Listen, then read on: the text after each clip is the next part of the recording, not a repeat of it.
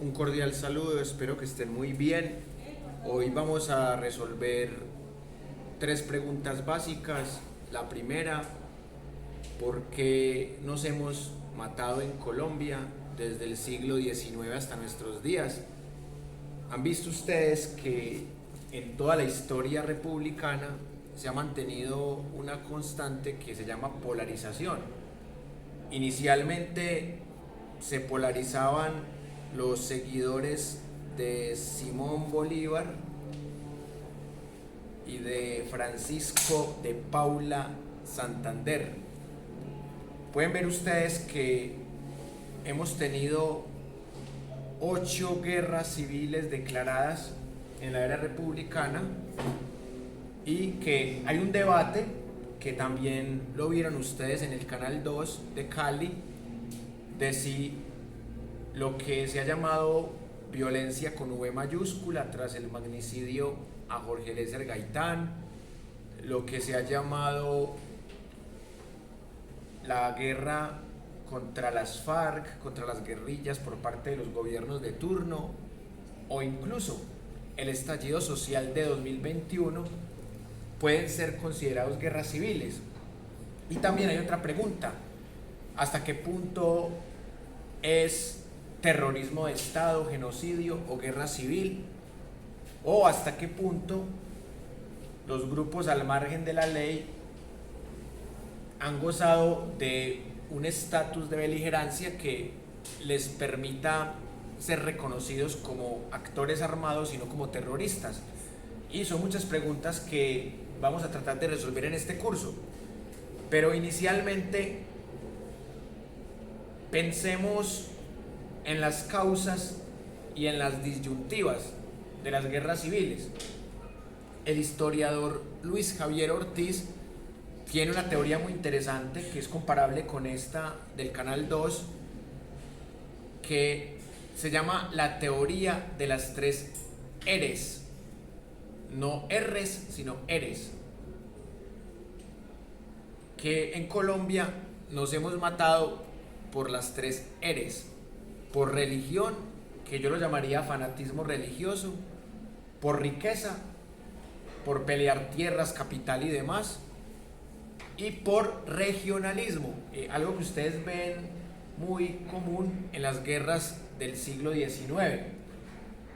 Y aparte de la teoría del historiador Luis Javier Ortiz, también encontramos otras teorías interesantes como la de Antonio Caballero, la de Jorge Orlando Melo, la de Álvaro Tirado Mejía, la de Malcolm Deas, historiador británico que lleva más de 50 años estudiando la historia de Colombia. Y podemos notar que hay una constante en estas teorías, y es la polarización. A veces, cuando uno critica un político, sea de izquierda, de derecha o de centro, dicen: no polarice. Pero eso es absurdo, porque ya estamos polarizados desde el mismo inicio de la era republicana. Estamos polarizados porque o somos bolivarianos o somos santanderistas, o somos liberales o somos conservadores, o somos conservadores nacionalistas, o somos conservadores históricos, o somos liberales moderados, o somos liberales radicales, o somos gólgotas, o somos draconianos, o somos gaitanistas o antigaitanistas, o somos chusmeros o antichusmeros, o somos de derecha o de izquierda, o capitalistas o socialistas, o seguidores de las FARC, de las guerrillas, o seguidores del paramilitarismo y los gobiernos narcopolíticos. Entonces, no podemos tapar el sol con un dedo. Hoy día, en pleno siglo XXI, seguimos teniendo una polarización: o somos uribistas o somos anti-uribistas. Y en medio de la polarización se crean nuevas polarizaciones. Tibios. Los tibios son los que no son ni antiuribistas ni uribistas. Y últimamente, la revista Semana, sobre todo, en los últimos 5 años, se ha inventado la categoría de petristas, que realmente eso no existe todavía, porque los petristas son antiuribistas. Siempre que alguien critica algo del gobierno de Uribe o de sus títeres, siempre le dicen petrista.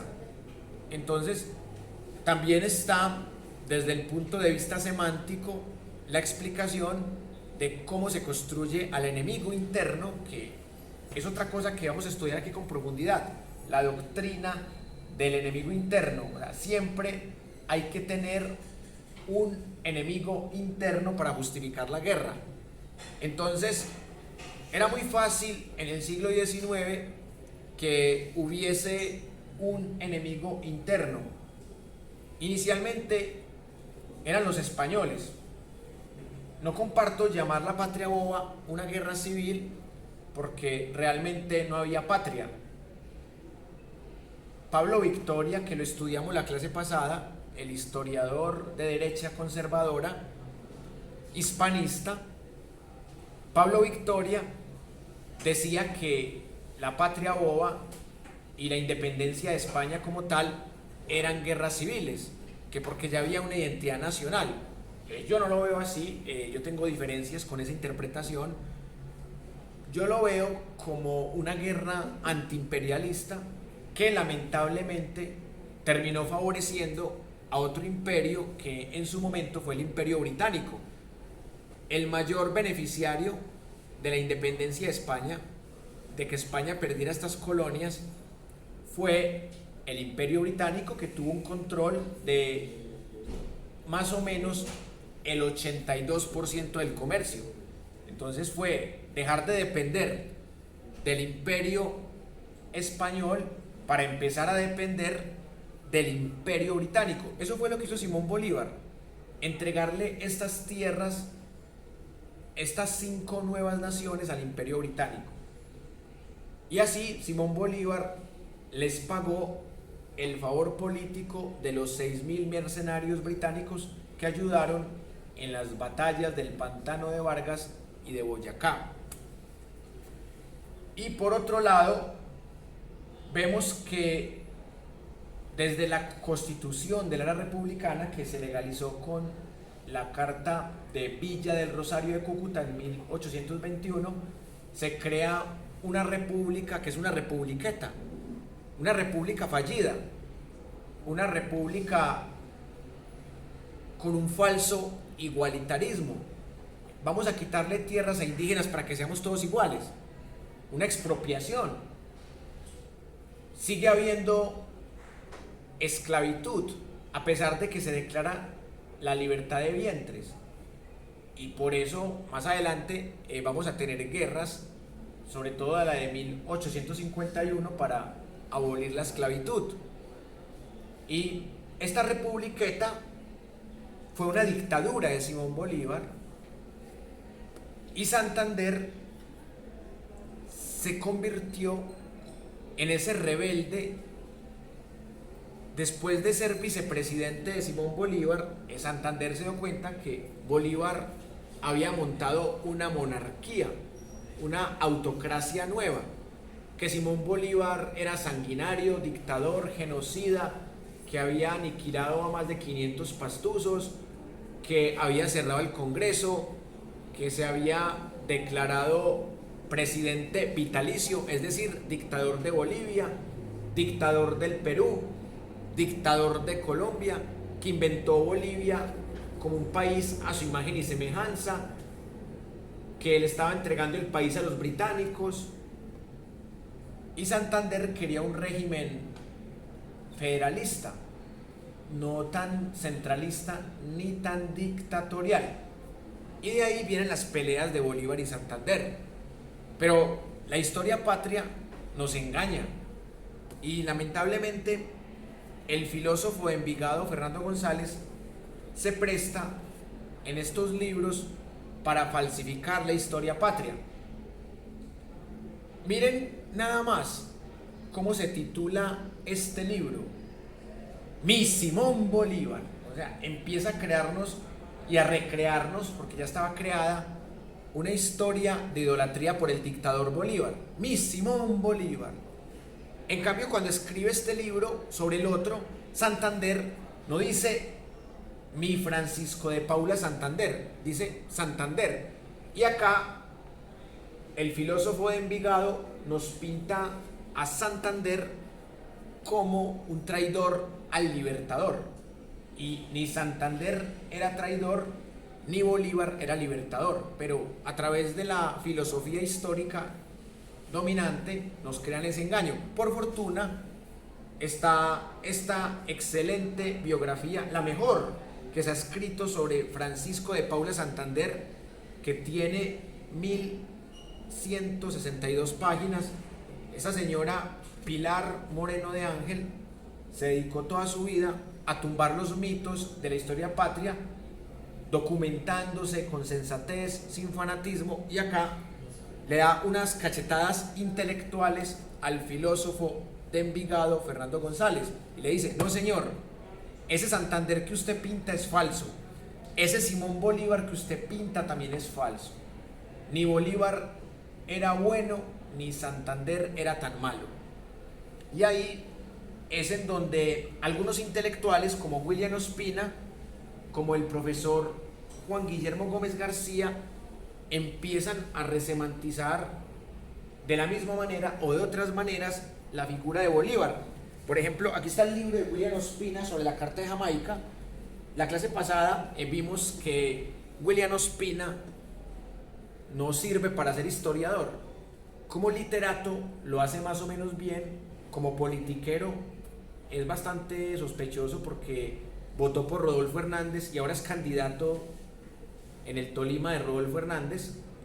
Uno ser candidato de un imputado en un caso tan extravagante como Vitalogic, un escándalo de robo al erario, en donde el señor ya está sancionado por la misma Procuraduría de Cabello del clan de los Char. William Ospina como historiador no sirve, y no es porque no sea historiador, porque Antonio Caballero tampoco es historiador. Este señor que estábamos viendo del Canal 2 tampoco es historiador, pero sin ser historiadores lo hacen más o menos bien, y a veces lo hacen mejor que los historiadores. Pero el problema de William Ospina no es tanto que no sea historiador, sino que tiene una historia totalmente falsificada, inspirado también en estos idólatras de la figura de Bolívar como Fernando González, el filósofo de Envigado. Juan Guillermo Gómez, filósofo experto en filosofía ilustrada y alemana y en literatura hispanoamericana, él sí tiene una lectura más sensata de Simón Bolívar. Sin embargo, él se separa de la historiografía pastusa de Sañudo, en donde muestran la cara oscura de Bolívar. Él considera que es una leyenda negra. Él considera que Simón Bolívar no fue tan malo, pero que tampoco fue tan bueno. Entonces, la mirada del profesor Juan Guillermo Gómez García sobre Simón Bolívar es tibia. Él dice: no, era muy intelectual, pero tiene una leyenda negra, pero no era tan bueno, tampoco era tan malo. Y ahí ven ustedes que el señor William Ospina sí dice que Simón Bolívar era muy bueno, que era libertador. Ustedes vieron la entrevista que dio al señor Darío Arizmendi, en donde hablaba maravillas y que casi nos pone a llorar aquí. Y Pablo Victoria sí es un hater de Simón Bolívar, pero no solamente de Simón Bolívar, sino de la historia indigenista, de la historia marxista, de la historia decolonial. Y es un hispanista que llega a niveles también de exageración y de fanatismo, como lo refutamos la clase pasada. Entonces, volviendo al tema de la polarización, si grandes intelectuales están polarizados, ¿qué esperar de la población que tiene analfabetismo total o funcional? En el siglo XIX, casi toda Colombia, lo que llamamos en este momento Colombia, era analfabeta total, ni siquiera funcional, total. La mayoría del pueblo colombiano no sabía leer y escribir, así que era un pueblo muy manipulable por la religión, por el fanatismo politiquero, y cualquier caudillo los cogía con este dedito y los manejaba. Y así es como nacen las guerras civiles, que ahorita vamos a profundizar en ellas. La guerra de los supremos o la guerra de los conventos, la guerra para abolir la esclavitud, la guerra entre gólgotas y draconianos, en donde el general Melo da un golpe de estado, la guerra de Tomás Cipriano de Mosquera contra Mariano Espina Rodríguez, que nos lleva a la mejor carta magna que hemos tenido, en mi opinión, porque la carta de Río Negro de 1863 es la que da más libertades que la de 1991, la carta más retardataria, que es producto también de una guerra civil, y también la carga que venía de la guerra de las escuelas, la guerra para tratar de tumbar al dictador conservador Miguel Antonio Caro, y la guerra de los 1000 días. Todas estas guerras fueron desarrolladas por el mismo fanatismo, por las tres eres ya mencionadas. Y acá quiero que, antes de pasar al tema del nacimiento de partidos tradicionales y de cómo se mantuvo la polarización, porque también es una falacia decir que la polarización nació con los partidos liberal y conservador. Incluso ni siquiera con estos padres o falsos padres de la patria.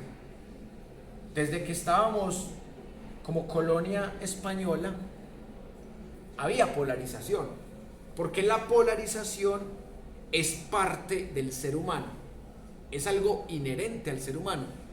No podemos pedirle al ser humano que no se polarice, y los tibios que dicen que no se polarizan se están engañando, porque también están polarizados.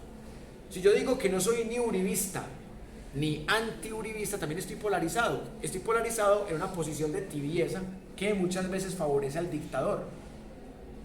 Cuando Simón Bolívar masacró al pueblo pastuso, el que era tibio estaba a favor de Simón Bolívar. Y así sucesivamente con todas las masacres y genocidios que hemos tenido en la historia de Colombia. Y ya yendo más allá del mito de la polarización, hay algunas razones que en el Canal 2 no se dicen de la guerra de los supremos, y voy a complementar eso, porque me parece importante. Claro, fue por el cierre de los conventos, fue por el descubrimiento de quién mató a Sucre, fue por algunos caudillos que querían un régimen federal a los Santander, no un régimen centralista a los Simón Bolívar. Pero hay otras razones que en el video del Canal 2 no se dicen y que son importantes para decir. Había un claro conflicto de intereses con el señor Márquez, que era el presidente de la República, porque recuerden ustedes que era el Congreso el que elegía al presidente. Entonces, más que un régimen presidencialista, era un régimen legislativo, totalmente legislativo. Entonces, el Congreso nombra a Francisco de Paula Santander presidente en 1832, y Santander tiene un gobierno relativamente bueno, al menos no fue tan sanguinario ni tan genocida como Simón Bolívar. En Santander hace un gobierno decente, en este libro lo pueden comprobar, algún día que lo lean, vale la pena leerlo, así se gasten toda la vida leyéndolo, pero este libro vale la pena leerlo. Santander comete errores porque hay unos tipos bolivarianos que lo quieren matar, Santander los descubre y los fusila. Ese fue el único exceso de Santander. Ahí sacó su mano militar. Con encerrarlos hubiese sido suficiente. Pero ustedes saben que Simón Bolívar había muerto de tuberculosis en 1830, y que al morir Bolívar quedaron sus viudas y sus viudos, sus admiradores, sus fanáticos. Y Santander heredó los odios, y también en esa época se especulaban cosas, como la que sacaron los chavistas, que Santander era responsable de la muerte de Bolívar. Teorías conspirativas que nunca han faltado, que Santander era un traidor. Y en esa medida, cuando Santander termina su presidencia, él no busca reelegirse como los dictadores que buscan reelegirse, como Bukele, Uribe, Chávez, Maduro, Ortega, dictadores que les encanta reelegirse. Santander dice, bueno, me voy, ya estoy cansado, me quiero retirar de esto. Pero ¿quién va a ser el heredero de Santander? Santander retirado y Bolívar muerto. Márquez es el presidente del Congreso, y es el Congreso el que elige el presidente de la República. Entonces el Congreso de la República elige a Márquez y no elige a Obando, que es otro de los caudillos viejos, que también fue golpista en la época de decadencia de Simón Bolívar. Entonces desde ahí empieza un descontento, como ¿por qué tiene que ser Márquez el presidente? ¿Por qué no tener un presidente por cada provincia, que hoy día lo llamaríamos departamento? ¿Por qué tiene que ser este señor tan centralista? ¿Por qué no tener estados supremos, estados federales? ¿Y por qué cerró los conventos este señor? Aparte de que lo montaron con conflicto de intereses, ¿quién es para cerrar los conventos en Pasto? Y se descubre también al asesino de Sucre. Y ahí es cuando Salvador Córdoba, el hermano de José María Córdoba, y Obando empiezan a reunir absolutamente todos los líderes regionales para darle un golpe de estado a Márquez.